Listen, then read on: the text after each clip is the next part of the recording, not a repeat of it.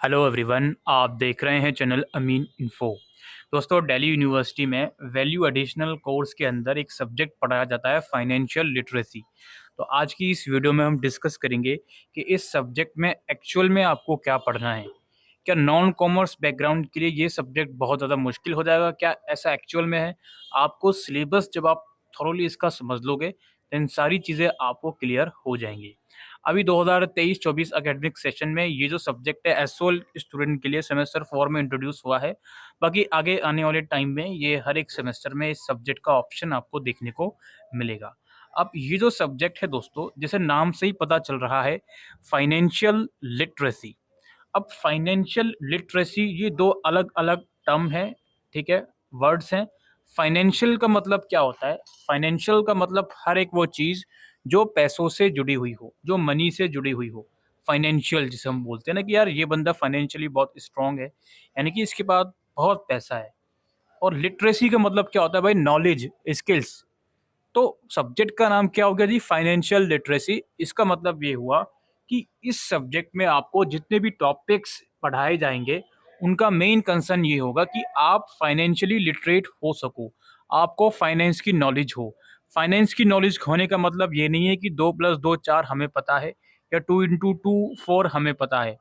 Financial literate या financial literacy का मतलब ये है कि एक इंडिविजुअल को अपने फाइनेंस को मैनेज करना आना चाहिए, चाहे वो इन्वेस्टमेंट की बात हो, चाहे वो सेविंग की बात हो, या फिर कोई और फाइनेंशियल डिसीजन लेने की बात हो।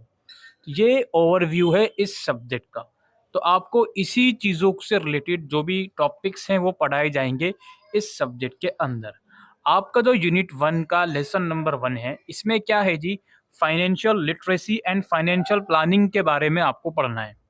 फाइनेंशियल लिटरेसी मैंने आपको बता दिया क्या होता है कि भाई फाइनेंस की सारी नॉलेज और स्किल्स आपके पास होनी चाहिए। और फाइनेंशियल प्लानिंग का मतलब ये होता है कि अपने लाइफ स्टाइल को इस तरह से बनाना so that future future purpose के लिए आपके पास अच्छी खासी सेविंग हो।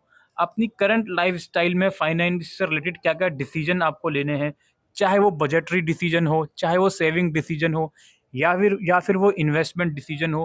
किस तरीके से उन डिसीजन को मैनेज करना, किससे डेट लेना है, नहीं लेना डेट, इन सब चीज़ों को मैनेज करना, इसे हम फाइनेंशियल प्लानिंग बोलते हैं।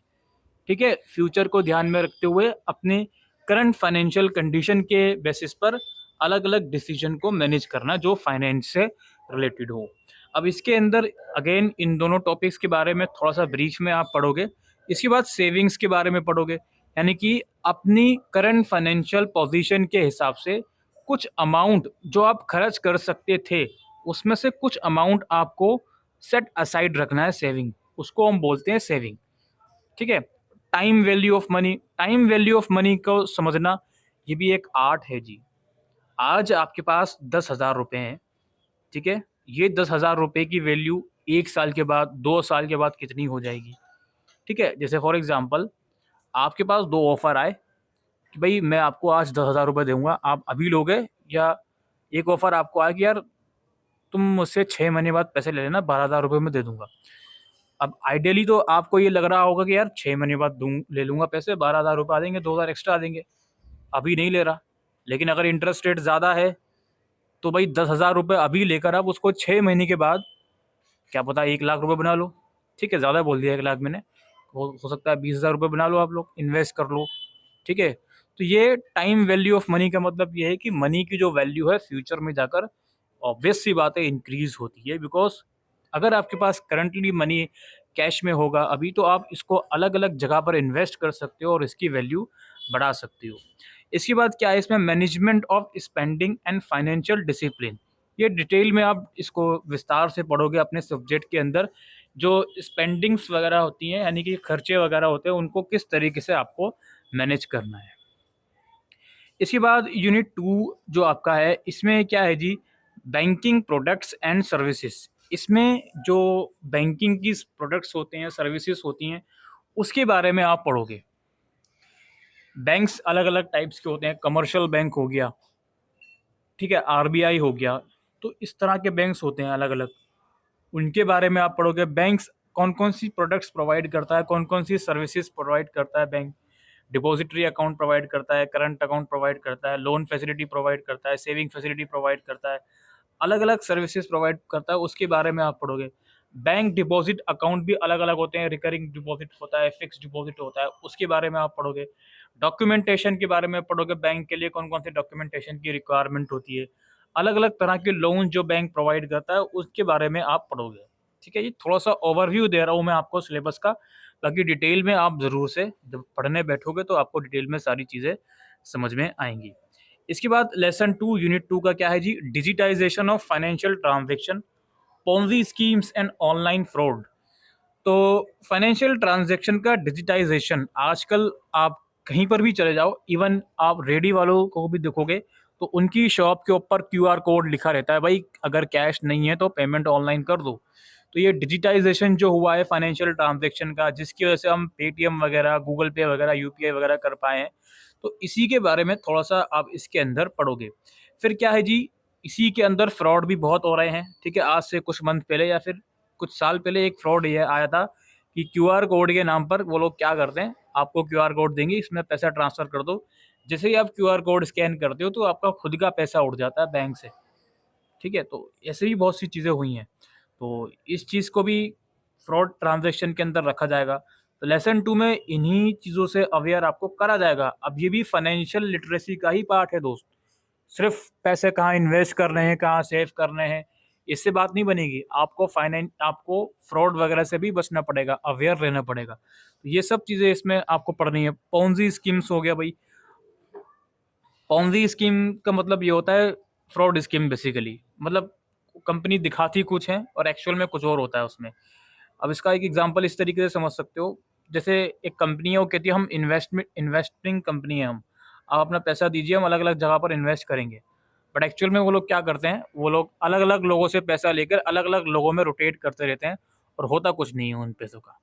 तो ये पोंजी स्कीम्स अलग अलग तरह की भी हो सकती हैं, इनसे बचना आप लोगों को, ठीक है, उसके बारे में पढ़ाया जाएगा। बैंकिंग कंप्लेन, अब बैंक के पास भी बहुत सारे फ्रॉड आते हैं। अब एक्चुअल में जो भी किसी के पास भी फ्रॉड हो रहा है फाइनेंस से रिलेटेड, तो वो सबसे पहले अपने बैंक ही पहुंचता है। ठीक है, तो बैंकिंग कंप्लेंट को हैंडल करना ये एक बहुत ही इंपॉर्टेंट टास्क है, इसके बारे में पढ़ना है आपको। उसके बाद क्या है, investment opportunity and financial products. अब इसमें आपको बताया जाएगा कि इन्वेस्टमेंट क्या होता है जी, इन्वेस्टमेंट कहाँ कहाँ कर सकते हो आप, किस किस टाइप के इन्वेस्टमेंट होते हैं, इन्वेस्टमेंट के अलग अलग प्रोडक्ट्स होते हैं, म्यूचुअल फंड हो गया, फाइनेंशियल डेरिवेटिव्स हो गया, इक्विटी हो गया, इन सब चीज़ों के बारे में आपको पढ़ना है। और म्यूचुअल फंड में जो लेटेस्ट डेवलपमेंट हुई है वो क्या हुई है, उसके बारे में भी आपको पढ़ना है। तो कुल मिलाकर इसमें यूनिट 3 के लेसन 1 में आपको इन्वेस्टमेंट अपॉर्चुनिटीज़ के बारे में पढ़ना है कि अगर हम कहीं पर चीज़ों को इन्वेस्ट कर रहे हैं अपने पैसे को, तो वो किस तरीके से उसको करना सही रहेगा, कौन कौन से हमारे पास अपॉर्चुनिटी अवेलेबल होती हैं, कौन कौन से फाइनेंशियल प्रोडक्ट्स अवेलेबल होते हैं इन्वेस्ट करने के लिए, वो सब चीज़ें आप इस यूनिट के अंदर पढ़ोगे। उसके बाद अगला है हमारा इंश्योरेंस प्लानिंग। इंश्योरेंस भी एक बहुत इंपॉर्टेंट पार्ट है लाइफ का। आजकल इंश्योरेंस के एडवर्टीजमेंट भी आपको देखने को मिलते हैं, हालांकि आजकल नहीं, ये इंश्योरेंस के एडवर्टीजमेंट तो आपको बहुत अच्छे से याद होगा, जब आप अपने स्कूल में होंगे, थर्ड क्लास में, फोर्थ क्लास में, जब से आप देखते हुए आ रहे होगे ये एडवर्टीजमेंट। तो ठीक है, ये तो बहुत पुरानी चीज़ है इंश्योरेंस तो। अब ये है कि आज के टाइम पर हर एक चीज़ में इंश्योरेंस घुसा दिया है। कार इंश्योरेंस ले लो, फला इंश्योरेंस ले लो, बहुत सारे इंश्योरेंस होते हैं, अलग अलग तरह के इंश्योरेंस होते हैं। तो इंश्योरेंस बेसिकली क्या करता है भाई, एक कंपनी जो है एक इंडिविजुअल को भरोसा दिलाती है, लीगल एग्रीमेंट करती है कि आप हमें इतना अमाउंट दे दीजिए और हम इतने टाइम तक आपकी सेवा करेंगे जी। ठीक है, आपको अगर कोई लॉस होता है तो हम उसका सारा जो भी चीज़ें होती हैं वो उठाएंगे, खर्चा वगैरह। तो बेसिकली ये इंश्योरेंस कंपनीज का काम होता है। तो इसके बारे में आपको समझना है इंश्योरेंस क्या होता है, किस तरीके से होता है, इसके क्या क्या टर्म्स होते हैं, प्रिंसिपल क्या क्या होते हैं, लाइफ इंश्योरेंस क्या क्या होता है, अलग अलग जो पॉलिसीज जो होती है इंश्योरेंस की उनको कैसे समझना है, टर्म इंश्योरेंस क्या होता है। टर्म इंश्योरेंस के अंदर एक पर्टिकुलर टाइम पीरियड दिया जाता है, इतने टाइम तक हम आपकी मदद करेंगे। तो वो सब चीज़ें आपको इसमें पढ़नी है। फिर इंश्योरेंस प्रोडक्ट आ गए, इसके अंदर आपका हेल्थ इंश्योरेंस, प्रॉपर्टी इंश्योरेंस, जो मैंने अभी बात करी आप लोगों से, आजकल हेल्थ इंश्योरेंस बहुत ज़्यादा पीक पर चल रहा है, प्रॉपर्टी इंश्योरेंस हो गया, postal life insurance, rural postal life insurance, pension plan. तो ये सब चीज़ें आपको इसमें पढ़नी है इंश्योरेंस के साथ साथ, टाइप ऑफ इंश्योरेंस या फिर इंश्योरेंस प्रोडक्ट्स जिसको आप कह सकते हो। इसके बाद लास्टली हमारा है पर्सनल टैक्स। अब पर्सनल टैक्स से हम क्या समझते हैं भाई, एक इंडिविजुअल है उसको ये चीज़ समझना बहुत ज़रूरी है कि टैक्स का क्या सिस्टम है उसकी पर्टिकुलर कंट्री में, क्या स्ट्रक्चर होता है टैक्स भरने का, ठीक है? और टैक्स की प्लानिंग किस तरीके से करनी है उसको, उसको उसकी इनकम के हिसाब से क्या-क्या एग्ज़ेम्पशन उसको गवर्नमेंट देती है, क्या-क्या डिडक्शन उसको गवर्नमेंट देती है टैक्स के अंदर, ठीक है? किस-किस कैटेगरी में वो फ़ॉल करता है, तो उस कैटेगरी के अकॉर्डिंग क्या उसको एक्चुअल में डिडक्शन मिलनी चाहिए, सो दैट टैक्स वो कम से कम भर पाए। आजकल डिडक्शन के नाम पर या एग्ज़ेम्पशन के नाम पर लोग चोरी भी बहुत करते हैं टैक्स की, जो कि नहीं करनी चाहिए। तो कुल मिलाकर डिडक्शन अगर मिल रही है, तो इसमें ये भी एक इम्पोर्टेंट पॉइंट होता है कि काफ़ी लोगों को मालूम नहीं होता। उन्हें ये लगता है कि उनको कोई डिडक्शन मिलनी ही नहीं है, टैक्स में अलग-अलग प्रोविज़न्स होती हैं, ठीक है? तो उसके बारे में आप इसमें पढ़ोगे, एग्ज़ेम्पशन कौन-कौन एग्ज़ेम्प्टेड रहता है, पर्सनल टैक्स प्लानिंग किस तरीके से करी जा सकती है, तो टैक्स का स्ट्रक्चर क्या होता है एक इंडिविजुअल के लिए, वो सब चीज़ें आप इसमें पढ़ोगे, ठीक है? तो बाकी ई-फाइलिंग यानी कि टैक्स किस तरीके से फाइल करा जाता है, इनकम टैक्स रिटर्न जिसे बोलते हैं, वो इस चीज़ में आप पढ़ोगे। तो ये डिटेल सिलेबस है दोस्तों इस पर्टिकुलर सब्जेक्ट का। अब इसमें नॉन कॉमर्स बैकग्राउंड हो या कॉमर्स बैकग्राउंड हो, ऑफ कोर्स कॉमर्स बैकग्राउंड के लिए थोड़ा-सा 19-20 थोड़ा-सा फ़र्क रह सकता है।